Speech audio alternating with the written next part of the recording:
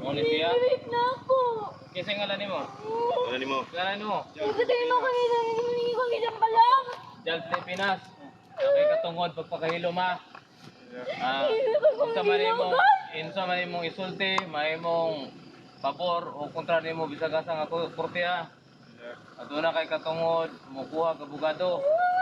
Kung dili ka kuha og pribadong abogado, ang gobyerno mohatag kanimo guta. Mismong ang live-in partner ng pinaslang na American marine biologist ang kumilala sa isa sa mga suspect na umunay sexual na nang abuso sa kanya matapos itong maaresto ng pulisya sa Sibulan, Negros Oriental kagabi. 3 sa 4 na suspect ang hawak na ngayon ng pulisya sa pagpatay kay Dr. Ken Carpenter noong July 12. Kabilang sa mga naaresto ang umunay gunman na si alias Mo, si alias JF at ang lookout na si alias CD na kusang sumuko at nagbigay ng salaysay sa mga otoridad.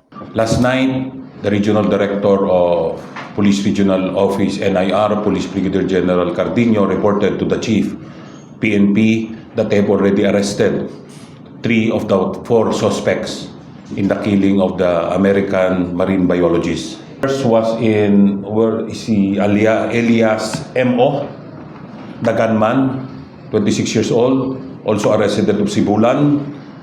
Second is Elias J.F., the one who allegedly raped and sexually assaulted the live-in partner.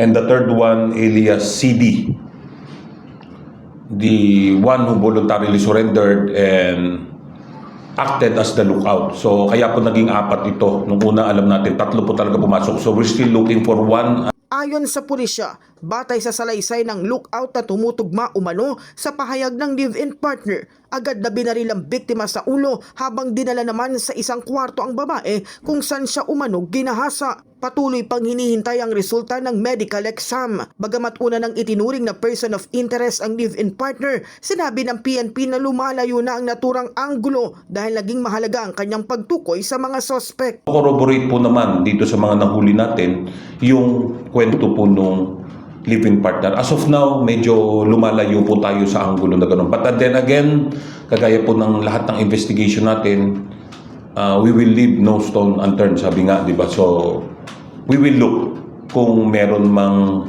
connection pa. Pero as of now, again, ay lumalayo po doon sa anggulo na involve yung kapatid at yung live-in partner po mismo. Ayon pa kay Ko, pagnanakaw ang motibo sa krimen. Planado rin daw ito ngunit patuloy pang iniimbestigahan kung bakit napatay ang American marine biologist. Patuloy din ang manhunt operation laban sa ika-4 na suspect na si alias Eden habang inihahanda ang kasong robbery with homicide laban sa mga naaresto. Plan po talagang nanakaw. So we're still verifying why they killed. In the heart of changing lives, ako si Brigada Kath Austria ng 105.1 Brigada News sa FM Manila, the Music and News Authority.